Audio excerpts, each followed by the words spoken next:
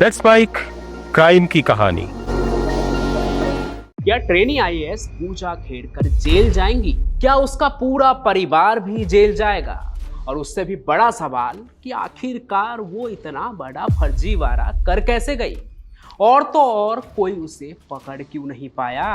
बाकी फिलहाल तो आईएएस का एग्जाम कराने वाली यूपीएससी ने एक स्टेटमेंट जारी किया है और एफआईआर भी करवाई है। क्यों?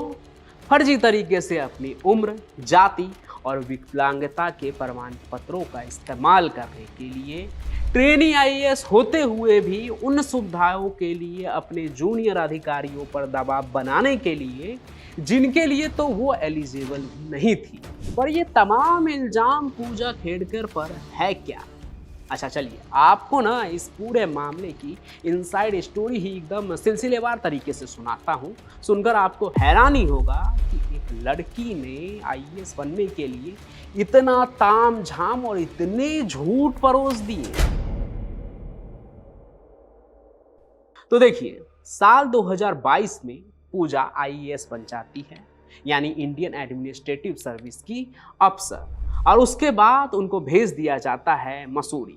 वहाँ वो 2 साल की ट्रेनिंग लेती है। ट्रेनिंग खत्म होने से पहले ही 2-4 महीने बची थी, तभी डीओपीटी यानी department of personal and training ने उनको महाराष्ट्र के पुणे में ट्रेनी आईएएस अफसर के तौर पर असिस्टेंट कलेक्टर की पोस्टिंग दे दी।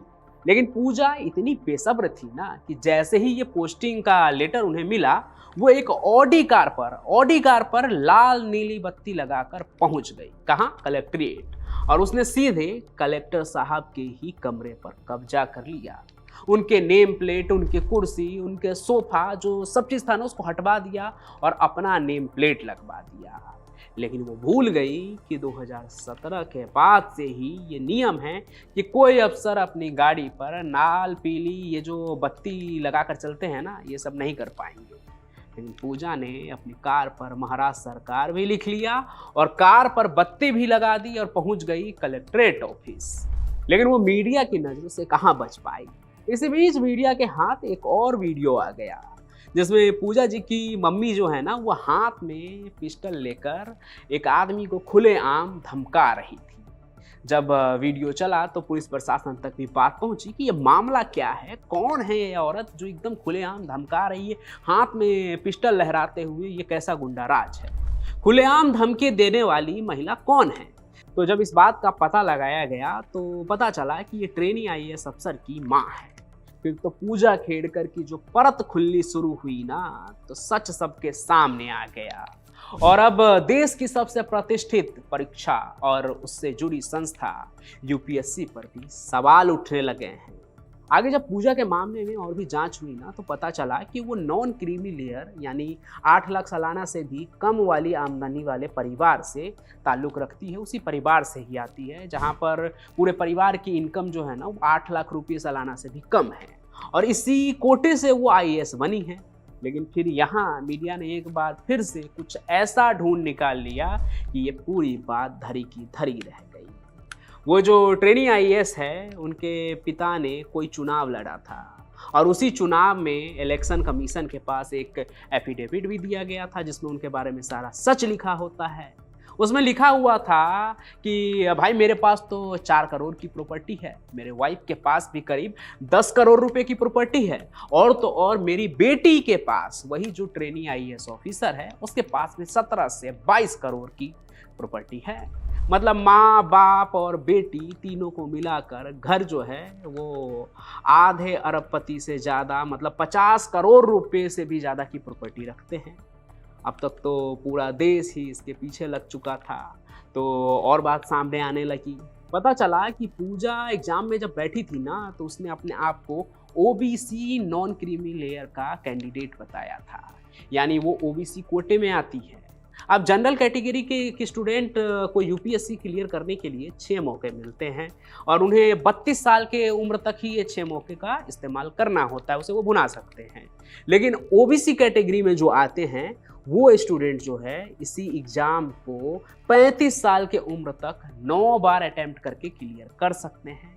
वही जो SC/ST के कैटेगरी में आते हैं ना, उनके लिए लिमिटेशन सिर्फ उम्र का होता है, यानी वो 37 साल तक की उम्र में जितनी बार चाहें इस एग्जाम में अटेम्प्ट दे सकते हैं और अपनी किस्मत आजमा सकते हैं, IAS ऑफिसर बन सकते हैं, IPS ऑफिसर बन सकते हैं।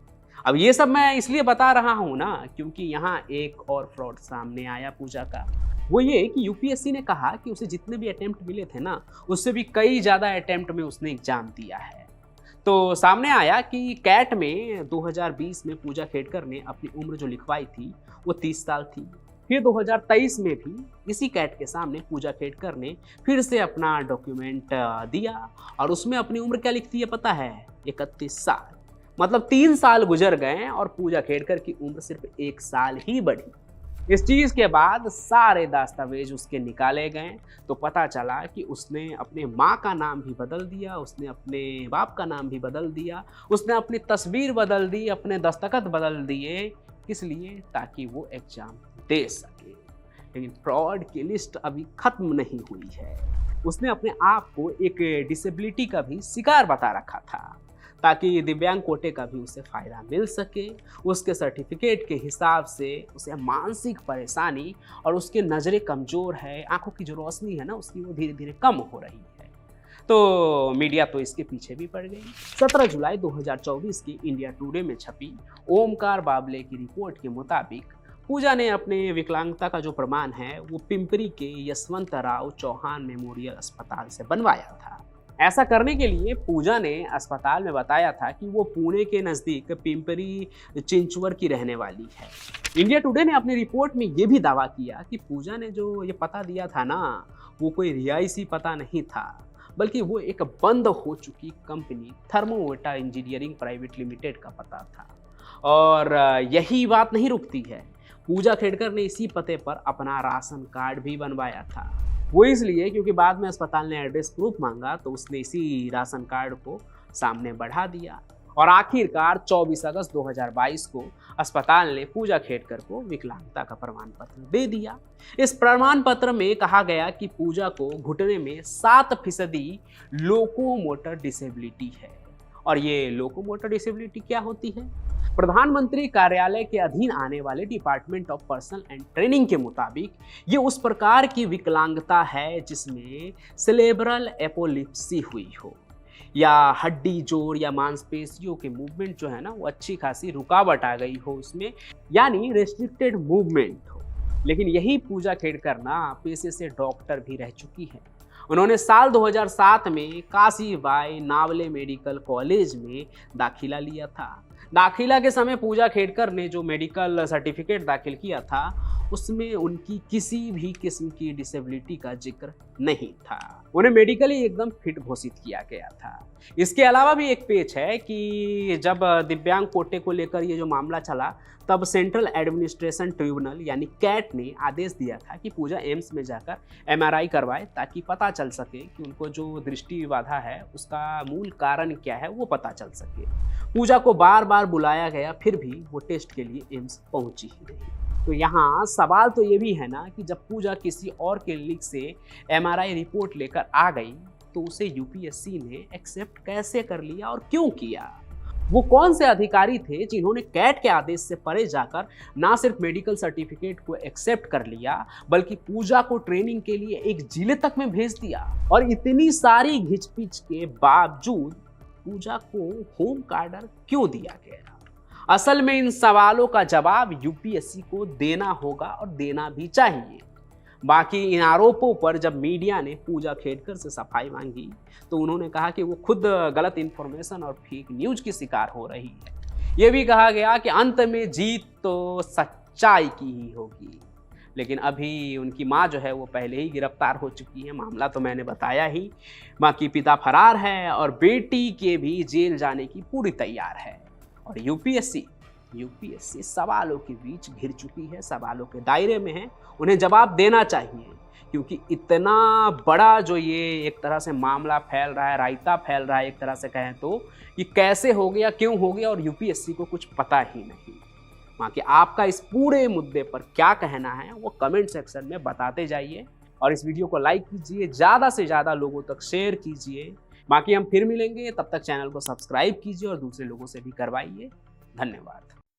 आप सुन रहे थे let's mind more than radio. Follow कीजिए हमें हमारे सोशल मीडिया प्लेटफॉर्म्स पर।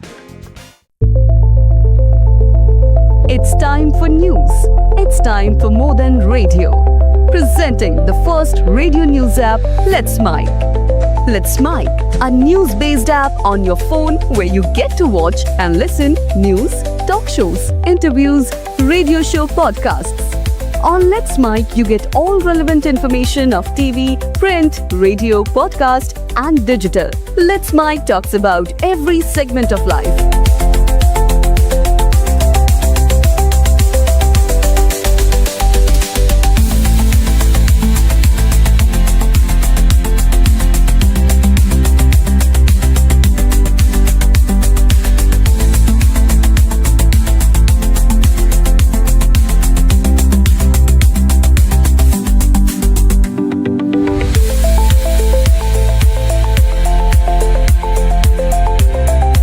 Download the app now from Play Store. Available both on Android and iOS mobile phones. Follow us on YouTube, Instagram, Twitter, LinkedIn, Facebook, Telegram, WhatsApp, Snapchat. Let's talk, let's connect, and let's mic.